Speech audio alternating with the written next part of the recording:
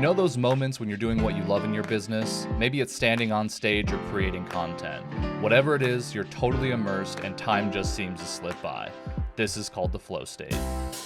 At SpeakerFlow, we're obsessed with how to get you there more often. Each week, we're joined by a new expert where we share stories, strategies, and systems to help craft a business you love. Welcome to Technically Speaking.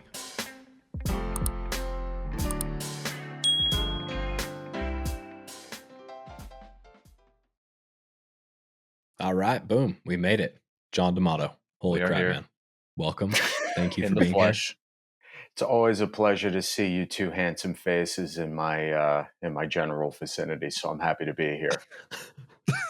We love to be in your vicinity, man. It's really our honor. So, oh man, yeah. So this is gonna be a good episode, as they usually are. We have a thought that we want to run past you first, though, dude. Okay. We think that instead of hiring you to take our next headshots, we're just gonna have an AI do it. What do you think about that?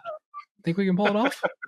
I think I gotta go, and it's been real, and I wish you luck with all of that. All right. Have a good time. Not even acknowledgement, just see you, boys. You know what I actually look forward to seeing is how many fingers the AI grows on both your hands when you get those photos taken. It'll look awesome. And maybe three eyes. I already have 6, so it should be good. Is it a real thing? Like, is that? Do you worry that someday like AIs are just going to generate like photographs for us? I personally think that they're substantially dumber than people give them credit for. So I suspect that's not a possibility. But I don't know. You might be closer to it than we are. Well, I wrote an article about it not too long ago where it's not about the fact that the technology is inherently a bad thing. I feel that with some careful deliberation and real strategizing around the power of that technology, it could be used in really cool and interesting and valuable ways. I think, though, that the larger question that needs to be answered is, to what end are we willing to give up our creative freedom? This is not about making, money off of taking photos. This is a fundamental question of humanity and the way that we interpret the world, the way that we see the world.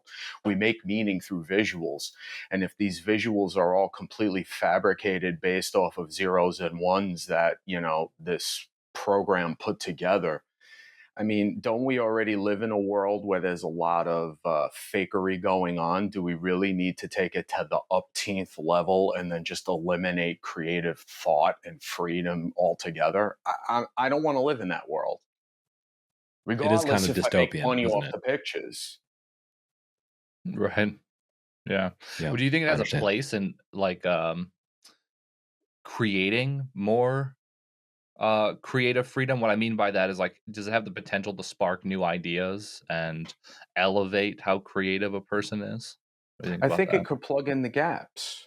I think it could create things that we might not necessarily want to do.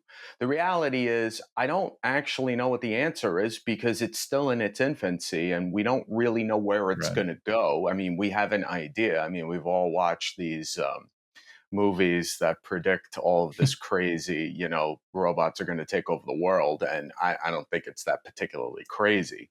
But with respect to photography, with respect to visual art, I mean, there's an entire series of industries that would be completely shut down. And I don't know. I'm not comfortable with that. I am interested and curious to see where it goes and what it could do and how we can temper down the availability of it and how it kind of impacts the way people live their lives and make a living and express themselves. Yeah, for sure. Well, I agree. It's going to play out. We're going to find out how it rolls. But yeah, we agree, by the way. I mean, we like having, there's a humanity component that just can't be replicated. So you can stay on the show, don't leave us. But yeah. We promise we're coming to you for our photography. In fact, we were on your website earlier before we get into the meat and potatoes. I'm drooling over your picture. Like, dude, I don't think I've ever seen anybody like work with the environment and like also showcase people sort of like in their natural best selves. Like there's not a single fake smile in any of the pictures that you take. And like, yeah, I just love what you do, man. So I'm a huge fan, authentically. I really appreciate that, gentlemen. I really do. It's a labor of love, and it's Mhm. funny you bring up the fake smile thing. I tell clients the moment that they start flashing those crappy fake smiles that they need to stop it because I die a little bit on the inside when I have to stare at it. So please stop. And generally speaking, Yeah. that generates a real laugh, and then we shoot that, and then we're all good. Yeah. Heck Yeah. yeah. It's gotta have that comedic Genius, dude. element in there. Yep. Well, man, we're really excited to unpack this today. I think this is photography can be like a little bit of a barrier of entry for people who may not like have the resources yet to go full tilt, hire the pro to like make it all come together. And we have a lot of technology at our fingertips to still produce good photography, but as you know, like not having the right images or not telling the right story, that can be unhelpful in building a business. And so how to bridge that gap in the interim while they're still building and ramping up to hire a pro like yourself, I think is a conversation that doesn't get highlighted enough. So Right. we're going to unpack that a bit, but I kind of want to like set the tone. In our first conversation, we talked a lot about visual storytelling, the impact and placement of photography and how that has in the business and where all that lives. But for the listeners that haven't heard, that first episode, let's just do a brief recap. So give us a full picture of how photography should fit into a speaking business, where it's most valuable, how it should be used, the mindset you should have going into it. Well, the whole purpose of having compelling images is to be able to position in the minds of those that you serve your personality, your process, demystifying the way in which you solve your clients' problems, as well as showing them how the sausage is made, whether it's on a stage, it's in a room during a facilitation, it's virtually through an online community or online courses, the way in which you coach and consult, whatever the tentacles of your business are. The idea is to capture images, create a comprehensive image portfolio that showcases all of these different things to your clients so that you're able to pull an image from that portfolio, those promotional images, the headshots, the direct address portraits, looking right into the camera, connecting with your audience through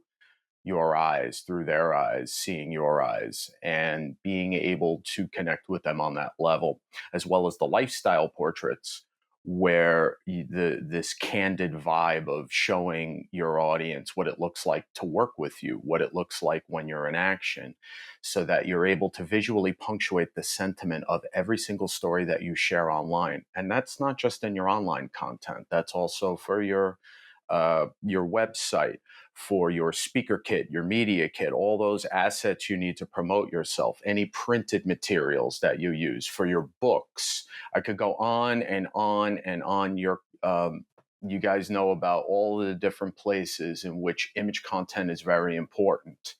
And this is why you need this portfolio. It's a foundational element to be able to truly position your personality and your expertise in the eyes of your audience. Cheers to that. I mean, it's a personal brand. It makes sense that for a Right. personal brand, like images of you doing the thing is kind of it's like that's the thing. That's the whole business. So yeah, Well, you better be like taking some pictures and video too, obviously, but pictures certainly as well that demonstrate you doing the thing that you're telling the world you are, you know? it's one thing to tell people what you do, and that's fine, but it's another thing to show them what it looks like. Because ultimately, at the end of the day, Mhm. whether it's a conference person that's looking to find a speaker or if it's a company looking for a trainer, they need to do some homework on you. And while they may have a conversation with you and get this certain vibe, they're still going to qualify you before they even get on that call. And part of what they do to qualify is, yeah, they're going to look at your video stuff, of course, but they also are going to look at your image content to be able to see how you position yourself. So all of these are key critical pieces in this personal branding opportunity that you have through your content and through the way you present yourself across every touch point of your online presence. Yeah.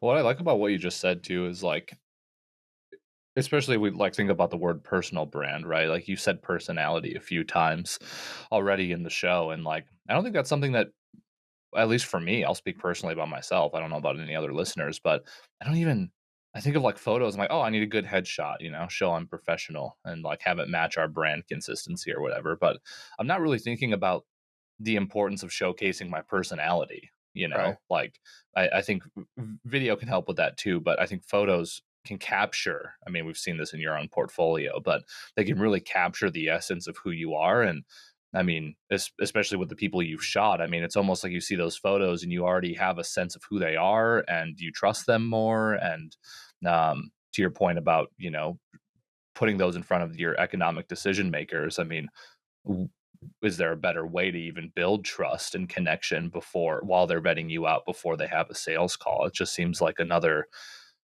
I don't know, line of defense, if you will, to showcase who you really are to people rather than just some corporate stock imagey type of website and social content. They actually get a chance to know who you are at a personal level just by looking at these photos Yeah. before engaging with you. Yeah, it's so important that you bring that up because you need to be the person in your photos that you are the moment that you're in the room of the people that you serve. The moment that you walk in and you look completely different from all of the promo images and the stuff that people see of you before they see you in real life, and you don't match Mhm. what you look or sound like, you've just lost the trust of the room. So what's the point of doing that? It's, I mean, we're in the relationship business. Speakers, us, the people we serve, we're all in the relationship business, and preferably the long-term relationship business. And anything that you do can either support that mission or detract from that mission. It is your choice. And ultimately, for example, I recently am starting to invest in photos myself because the stuff that I'm using, first of all, is years old and 30 pounds heavier, number one. Number two, they were taken by a non professional. So I basically got whatever I could get. And it's fine because I can crop it and color it and try to, sprinkle some adobo, salt, and pepper on it, make it into something. But still, the vibe's not fully there. The reason why I am investing in photos now is because I want to recognize the person that's in those photos because I want to have the same vibe for the people that are checking me out and checking out my content so that there is an alignment between my personal feelings of looking at these images as well as how I will be perceived by the audience that I serve. Yeah. Well, I mean, having that consistency is so important. I mean, the whole like what you see is what you get thing, especially like in this digital world that we're in right now, like the ability for trust to be eroded can happen so fast when the person that you're portraying somebody to be on the internet doesn't match the person that you actually Yeah. are in real life. And that could even be maybe you're more beautiful in person than you are in your pictures, but still like having that disconnect is jarring, you know? So I Yeah. think we made a case now for photography in a business. For those that want like the whole in-depth explanation of this, definitely go back to this first episode. I do want to like transition into the point of this episode though, and I think like the bit that everybody listening to this episode right now is going, "Oh my god, I absolutely need this." Working with John is absolutely the best way to go if you're going to go anywhere. However, like there's a lot of people listening to the show that might not be at a point where they can justify investing big dollars, and that is relative, obviously, but into coming to a professional like you. And we do live in a world where we have like professional grade cameras in our pocket, at least relative to maybe what the like cameras looked like 10 years ago, right? So like first of all, is it realistic for somebody to be able to get the outcomes that you're describing on the show right now themselves using the tools that maybe they already have available rather than going to somebody like you? Well, To a certain extent, yes, especially if we're speaking about emerging speakers, right? Folks that are just starting to Sure. put the initial pieces together, right? And they're investing their hard-earned money in other areas to be able to boost their business. While that is absolutely essential, what also is essential is that they can't forget about the assets, because it is a starting point, and there is an opportunity with self portraiture to be able to at least create some fundamental images that can be used in online content for promotional purposes. Obviously, it's not as simple as just grabbing it out of your phone and wherever you are, just bang out a couple of shots. There is some technique. There's a lot of technique. And more importantly, there needs to be a level of curiosity and intention going behind this, because if you half ass this, it's going to look really not good.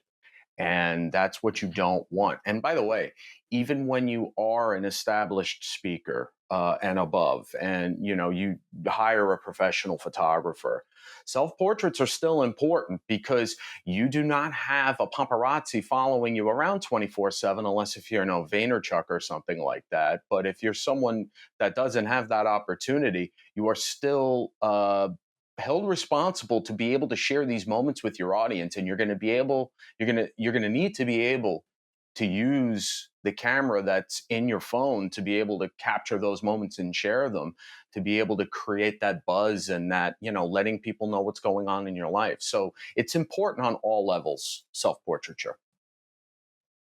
Yeah. Okay. So give us a little bit of a roadmap. Okay. So regardless of where they're at in their business, emerging, or they just want to take good photos when they're off on the road, like Mhm. how can someone elevate their photos? What are some of those techniques that you kind of described with the phones that we have in our, or the cameras we have in our pocket?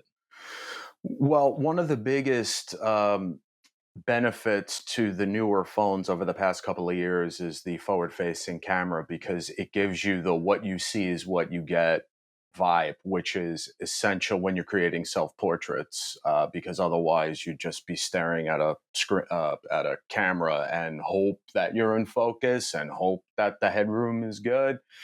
So the self-facing camera is an essential thing. The other thing would be the timer on the camera, to be able to aptly set your camera level so that it's about eye level, and then you hit the timer, and then you can prepare yourself, get your eyes in the right position, so you're not staring at your image in the screen, you're actually staring at the camera. And then another valuable piece about that is lighting, and being able to hold the camera in your hand and kind of swivel around to see where the light sources are coming from, because you don't want the light source behind your head, because then you're going to look like a hostage victim all silhouetted out. We don't want that. What we want is to be able to flip the camera and use that light source as a direct source to be able to get that flattering light on your face. And another little trick that's also very helpful to increase the quality of the image would be, at least on iPhone, it's portrait mode, where it gives a kind of a out of focus background look to it.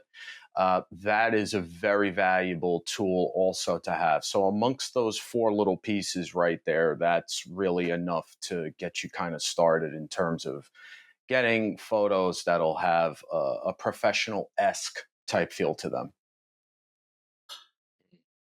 Yeah, I love that. How important is like set and setting here? Because like I think that having a good background can really make or break a picture, even if the lighting isn't so good.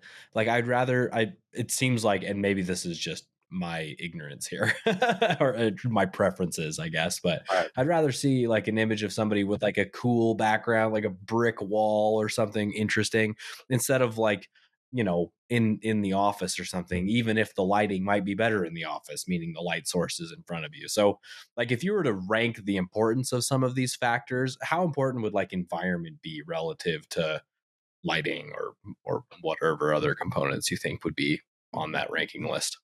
Yeah. The answer is they're all important. And when you're in a space All of them. when you're in listen, when you're in a space where it's a really lame background, that's when portrait mode and blowing everything out of focus really comes into play. I do that all the time with my fancy camera that I use. Um, sometimes you have to make creative choices. Do I want this flowing light, but I gotta like frame out the hamper in the background and the door to the bathroom, or I'm in a public space and there's 75,000 people walking around. What the hell do I do there? These are all creative choices, and that's why it goes back to the initial idea of being curious and have intention with this, because it's not as simple as simply showing up and snapping a couple photos. You have to do some logistics, exploring your play space, kind of figuring out where are the best vantage points and what are the best backgrounds. Ideally, you want backgrounds that complement your personality and brand. That's ideal. Now, if you're in a space where you don't have that and you still want to get some photos because it looks cool, there are ways around. There's ways to work with what you got, basically. It's like as if you were dropped in from a helicopter. You got this space, you have a couple of minutes to get some shots, and you have to figure it out. That's why it's important to understand the fundamentals of how to actually use the camera that's in your phone, so that you're not going to spend so much time worrying about, oh my God, is this at the right f-stop? What the hell is an f-stop? I don't know what I'm doing. All right, just auto. Instead of doing that, you spend a half day actually learning how to use the damn thing, so that when you are in an environment, it becomes automatic, the tech. And then it becomes more of your attention goes towards surveying the space and looking for the right corners and nooks and crannies and the right lighting. And you're spending that time on stuff that's actually going to make the quality of the photos look better, rather than just getting, a good shot. Yeah, for sure. Okay. So one thing that's coming to mind as we're having this conversation is it sounds like regardless of where you're at in your business, there's a use case for self-portraiture and there's a use case for professional shots. Um, so can you break down when it's relevant to do self-portraiture over professional shots and when professional shots are favorable over self-portraiture? Sure. Well, ideally, I mean, listen, if you're in a spot where you really can invest in high level image content with a professional, obviously, you get what you can get and you make that work until you can hire someone to come in and solve that problem for you. With that being said, if all things were fair, ideally, what you would want is professional imagery for the website, for the fundamentals, the online content, not the online content, sorry, actually, yes, you could use it there, but primarily it would be for your promotional purposes, the printed stuff, the headshots, the profile pictures, the speaker kit, the media kit assets that you're using for all the different marketing and promotional purposes that you have. And then the self portraits, the high quality self portraits, would be a great complementary piece for the online content, for the social media, for the blogs. Actually, one of my clients incorporates both into his website, where there's a lot of user generated content banners on different landing pages, with clients shooting with his book and shooting at his events and different things, and self portraits. All that stuff is great. But ideally, what you could use those self portraits for would be some really cool blogs and social pieces. Yeah. Do you Yeah. think that helps with like relatability? Like, kind of have the sense that like, and maybe I'm wrong about this, so feel free to check me on it. But like a professional image, it has a I don't know. I don't want to say Prestige factor. pedestal or gap. Status. Prestige factor, yeah, Yeah. status, right? Like it's clearly it's clearly professional, which is awesome. It shows you've invested in that. But I mean, it sounds like self-portraiture as a way of creating relatability, with people, like, in a more kind of real setting, like, is that an accurate, like, breakdown of those? I Or am I mean, just completely wrong? no, it's not that you're completely wrong at all. I wouldn't phrase it in that way, because it's Mhm. not the tech that, or it's not the quality, it's not the way in which the image was created that creates relatability. It's the Mm. emotion, the body language, the facial expression, the activity that's captured in front of that camera that creates relatability. And you can use $1,000, smartphone camera, or you can use a $6,500, professional camera. It's all the same difference in that respect. That makes sense. It's a good distinction to make. Yeah. It should be empowering too. And I mean, if you think about it, right? Like Polaroid images have this like uh a draw for people, and it clearly like they're not high quality images. That's not the point. The point is that you have like a convenient way to capture those real genuine moments, at least that's like the pitch that they have. And I know we can do the exact same thing in our pockets, but it speaks to the point that you just made, John, that like uh so much of what is a great picture has less to do with like the technical aspects of how it was created and so much more to do with like what it captured. So it Yeah. seems to me, and maybe you can either confirm or reshape this idea of mine, but if somebody's looking at their own photography, it might be more important to think about like what it is specifically that you're trying to convey in the picture from more of like a creative perspective than worry about how technically proficient you may be using advanced camera techniques. Would you agree with Yeah. that? Yeah, absolutely. I mean, part of my strategy call with clients, two of the questions revolve around understanding the aspects of the personality that they want to convey to those they serve, as well as how some words on how they want to be perceived by their audience.